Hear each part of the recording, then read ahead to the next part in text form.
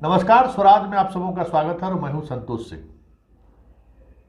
और स्वराज में हम बात कर रहे हैं सीबीआई के दुरुपयोग का या सीबीआई के कार्यशैली पर उठ रहे सवालों को लेकर। लालू यादव के निजी सहायक भोला प्रसाद यादव जो हाल ही में जेल से बाहर निकले हैं, ये मामला अभी शांत भी नहीं हुआ था कि आज एक नया मामला सामने आया है कि सीबीआई ने तेजस्वी यादव के जो निजी सहायक हैं संजय यादव, उनसे पिछले 28 घंटे से पूछताछ कर रही है और कहा यह जा रहा है कि किसी भी समय उनकी गिरफ्तारी हो सकती है। कुछ सीबीआई का लाइन ऑफ डायरेक्शन कुछ इसी दिशा में चल भी रही है, लेकिन बड़ा सवाल यह है कि इतिहास से लोग सीख लेते हैं, लेकिन अक्सर लोग सीख नहीं लेते हैं, इसलिए इतिहास दोहराता भी है। हम बात चारा घोटाले की कर रहे हैं। लालू यादव पर इसी तरीके का मुकदमा दर्ज हुआ और वो जब जेल गए और जेल से बाहर निकले तो किस अंदाज में वो बाहर निकले उस दौर के लोगों को याद होगा। हाथी पर सवार होकर वो बाहर निकले थे और रिक्शा पर सवार होकर वो जेल गए थे और जाते जाते जेल जाते जाते उन्होंने कहा था कि गरीबों के आवाज को दबाने के लिए लालू यादव को जेल भेजा जा रहा है। और सीबीआई के इस कार्रवाई के बावजूद भी, भ्रष्टाचार के पर्याप्त सबूत के बावजूद भी, लालू यादव बिहार की राजनीति में 10 वर्षों तक, मतलब 2005 तक बने रहे और डंके की चोट पर बने रहे और फिर 2005 के बाद वो केंद्र की राजनीति में भी 9 तक रहे। मतलब चारा घोटाला मामले में कार्रवाई के बावजूद भी वो बिहार की राजनीति में बने रहे और आज भी बने हुए हैं। वो कमजोर तब हुए जब नीतीश उनसे बाहर निकले और एक नई तरीके की राजनीति बिहार में शुरू हुई।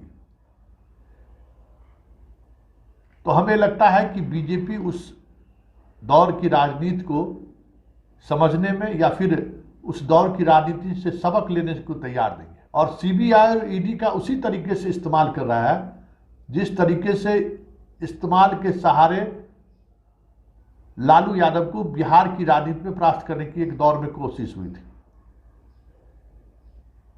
और अब तो साफ ये चीजें दिखने लगी हैं कि ये जो सीबीआई का एक्शन है वो एक्शन कहीं न कहीं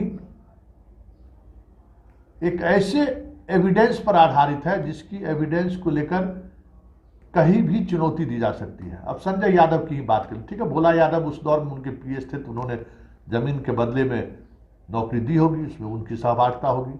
संजय यादव की क्या भूमिका है?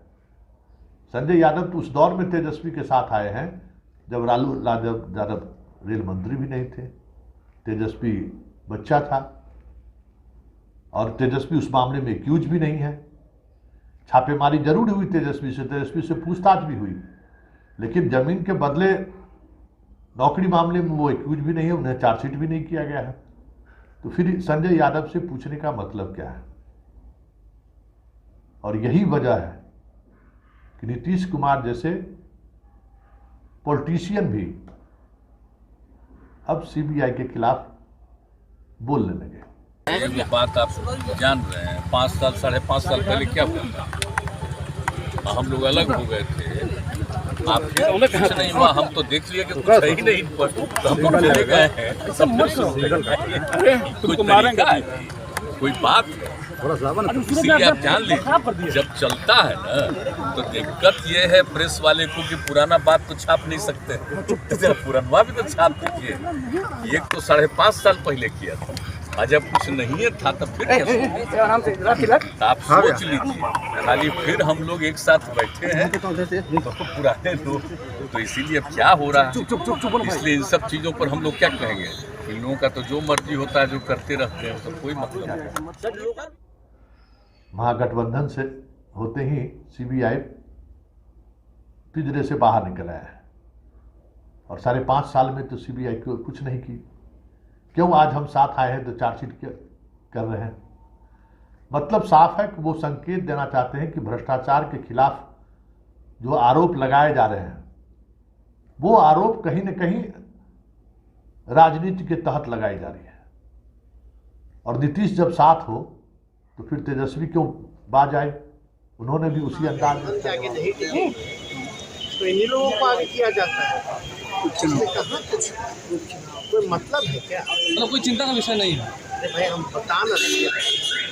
इसके बाद ईडी भी आएगी, वो भी तहकीकात करेगी, वो भी चार्जशीट करेगी। तो ये कोई मतलब है?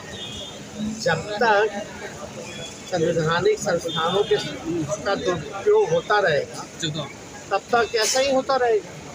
तो इसमें कोई मतलब नहीं है। कोई दोनों का लाइन लेंथ का डायरेक्शन एक ही तरफ है। तो आखिरकार इस ईडी और सीबीआई के सहारे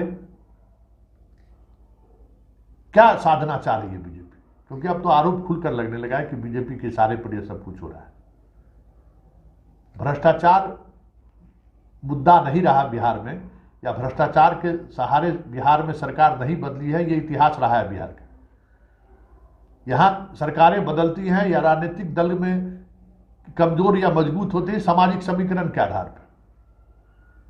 तो क्या आपको लगता नहीं है कि इस तरह की कार्रवाई से लालू और नीतीश जो एक जगह आए हैं और उनका जो सामाजिक समीकरण है या सामाजिक जो ताना बाना है जिसके आधार पर वो राजनीति करते हैं, वो सीबीआई की इस कार्रवाई से और मजबूत होगी?